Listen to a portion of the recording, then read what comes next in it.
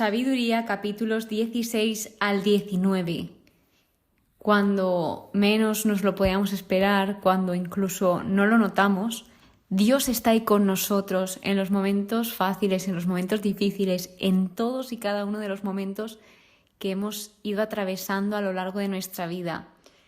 Y hay veces que no nos damos cuenta, y creo que es la finalidad con la que concluye este libro de sabiduría, en que Dios ha estado con el ser humano a lo largo de toda la historia, desde el principio hasta los días de hoy, y lo seguirá estando. Entonces nos encontramos ahora en los últimos capítulos que siguen hablando sobre las plagas de Egipto y cómo Dios estaba actuando a través de ellas. De hecho, primero nos dice que en la plaga de las ranas, cuando nos está hablando de esta, dice que Dios sació el hambre del pueblo. Y aquí también nos habla sobre la misericordia de Dios. Nos da a entender cuán misericordioso es Dios, que a pesar de que se rebelaron, Él es misericordioso y Él nos perdona. Sigue con la plaga de las langostas y la serpiente de bronce, que curiosamente ayer en la Eucaristía se narró este capítulo de Éxodo, donde el pueblo fue a quejarse sobre Dios y Moisés. Entonces Dios le dijo a Moisés que construyese una serpiente de bronce. Y mientras todas las serpientes estaban atacando al pueblo de Israel, pero si miraban esa serpiente de bronce que Moisés había construido, ellos se salvaban, se curaban. Y esto no quiere decir que debían adorar a esa serpiente. Ojo, eso quería decir que Dios, a través de lo que le había enviado a Moisés, estaba salvando al pueblo, pero no era la serpiente en sí, sino era Dios. En lo que debían de fijarse y centrarse era en quién les estaba salvando. Y esta serpiente sirvió para ese recuerdo de la ley, de los mandamientos, y una señal de salvación universal, porque Dios viene a salvarnos. Luego nos presenta a Dios, nos habla que su cólera no dura hasta el final, que Él cura, que es quien libra de todo mal. Nos habla sobre el poder que tiene la palabra del Señor. Estos capítulos lo abordan más profundamente. Dice: no lo oscuro hierba ni cataplasma, sino tu palabra, Señor, que todo lo sana. A lo largo de la Biblia vamos viendo ese gran poder que tiene la palabra de Dios y cómo nos puede ir transformando. En mi caso, lo voy experimentando poco a poco, desde Génesis hasta ahora. Mi forma de ser ha cambiado. Estoy mejorando mi paciencia, estoy mejorando el autocontrol.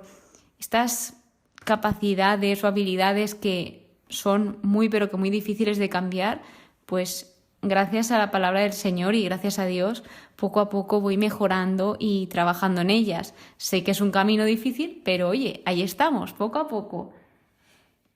Luego habla sobre que Dios tiene poder sobre la vida y la muerte, y luego abre otra de las plagas, el granizo y el maná, donde se centra en que aquí Dios alimentó a todo el pueblo con el maná, que el maná también se podía llamar como el manjar de ángeles.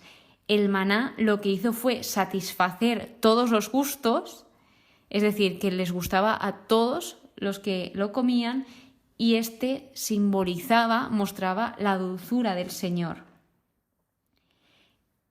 Destaco el versículo 26, que dice: no es la variedad de frutos lo que alimenta al hombre, sino que es tu palabra la que mantiene a los que creen en ti. De nuevo, destacando ese poder. En el Nuevo Testamento hay un versículo que tengo grabadísimo, que es: no solo de pan vive el hombre. Y tras esto habla sobre la práctica de la oración matutina. Versículo 28 dice: adelantarse al sol para darte gracias. He acortado mucho los versículos, pero sí que he destacado las partes más relevantes que quería comentar con vosotros.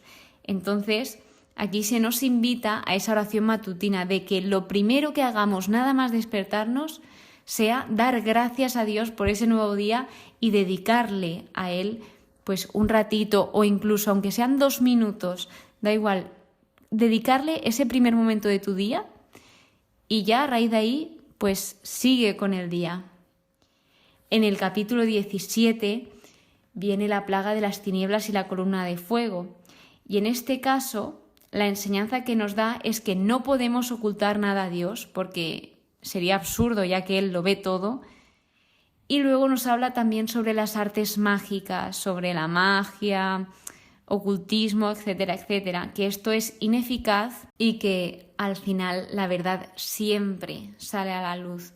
Y esto pues luego lo vuelvo a remarcar en el capítulo 18, donde todas las personas que creían más en las artes mágicas, que se llama aquí, pero hoy en día también está en cosas como el tarot, las cartas, todos estos mundos de ocultismo, pues ellos en esta época acabaron reconociendo que el pueblo por el que Dios peleaba, ese pueblo era hijo de Dios. De hecho, en los anteriores capítulos muestran cómo los otros pueblos, los pueblos forasteros, reconocían a Dios como el Dios único, como el Dios verdadero, porque eran testigos de que lo que Dios hacía obviamente es duradero, es para siempre. Pero todas estas cosas del mundo de la magia, del mundo de no, dime ya mi futuro, dime ya todo lo que va a ser de esto no nos puede llevar a nada bueno. Después de esto nos habla sobre la maldad y qué es el miedo, nos habla sobre el miedo. Continuando con el capítulo 18, habla sobre los egipcios, que ellos felicitaron al pueblo de Israel, les dieron gracias por no vengarse de todo el mal que ellos habían hecho, porque los del pueblo de Israel se podían haber vengado de los egipcios, pero pues obviamente Dios no enseña a vengarte, sino Dios lo que te enseña es a amar. Y esto es lo que marca la diferencia, a que tal vez vengan a por ti a modo de venganza, pero tú no te vengues, sino que tú lo que debes de hacer es confiar en Dios y confiar en su justicia. Por lo que la persona que viene a atacarte o a vengarse o a lo que venga, se queda alucinando, sorprendida, porque no se espera que tu respuesta sea el amor. Y por último, dice que los egipcios también pedían perdón por lo que habían hecho, que esto dice mucho de los enemigos, porque que ellos reconociesen que habían hecho las cosas mal, pues ya es. El capítulo 18 continúa con la plaga de la noche trágica y la noche liberadora, donde nos dice que aquí las personas tuvieron visiones que dieron a conocer la causa de su muerte para que no pereciesen sin conocer la razón de su desgracia. Es decir, que las personas que se habían comportado de manera injusta tuvieron una visión de cómo iban a morir, de qué forma, para que pues no se fuesen de este mundo sin conocer esa desgracia por la que iban a morir. Luego se abre un apartado que se llama amenaza de exterminio en el desierto, donde gracias a Aarón la cólera del Señor no duró lo que debía de durar. Es decir, que Aarón intervino por el pueblo, intercedió por el pueblo y gracias a él se detuvo la cólera del Señor. ¿Y las armas de Aarón? ¿A que no sabéis cuáles eran? La oración y el incienso expiatorio, que el incienso se solía utilizar muchísimo, pero muchísimo en el Antiguo Testamento. Sobre todo, focalicémonos en la oración. La oración es la mejor arma que podemos tener. El último capítulo, el capítulo 19, nos demuestra esa presencia de Dios, que Dios está con nosotros, y habla sobre cómo Dios protegió y liberó a su pueblo, cómo los guió, cómo se fue comportando con ellos. Pues nos va diciendo que sus protegidos sí llegaron a contemplar los prodigios admirables que hizo el Señor y que lo alabaron, que alabaron a su libertador. Entonces, qué importante y qué bonito es cuando contemplamos los milagros y las maravillas que hace el Señor y que ojalá sepamos valorarlo. Se abre un nuevo apartado que se llama Egipto más culpable que Sodoma, donde aquí lo que nos enseña es que los castigos tienen previo aviso. Y en este episodio habla sobre cuando ellos entraron a la tierra prometida, sobre el castigo que hubo encima de los cananeos. Y en este fragmento se nos invita a recibir a los extranjeros, a recibir a todos. Por último, la conclusión de este libro dice así: en todo, Señor, engrandeciste y glorificaste a tu pueblo, y no dejaste de asistirlo nunca y en ningún lugar. Es impresionante el cómo Dios, a pesar de que su pueblo se rebeló contra él, su pueblo desconfió, de hecho querían volver al pasado, querían volver a ser esclavos, a pesar de todo esto, Él siguió esperándoles, siguió estando a su lado, siguió siendo misericordioso, dándoles todo lo que necesitaban. Y así sigue siendo a día de hoy, porque Dios no cambia. Dios es misericordioso, Dios es infinitamente paciente, Dios es bondadoso y Dios está contigo. Dios te espera y es paciente contigo y por ti. De modo que con esto terminamos el libro de sabiduría, con esta gran lección y ese gran mensaje de que Dios está con todos y cada uno de nosotros. Muchísimas gracias por estar aquí, muchísimas gracias por acompañarme, por escucharme.